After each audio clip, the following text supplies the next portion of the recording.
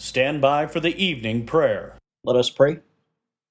Almighty God, we declare your anathema upon the ELCA, who voted 676 to 338 to ordain demonized homosexuals to serve as members of the clergy.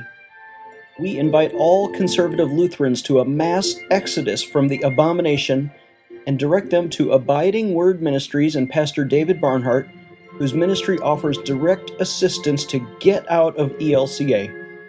From 2 Corinthians 6:17, wherefore come out from among them, and be ye separate, saith the Lord, and touch not the unclean thing, and I will receive you in Jesus' name. Amen.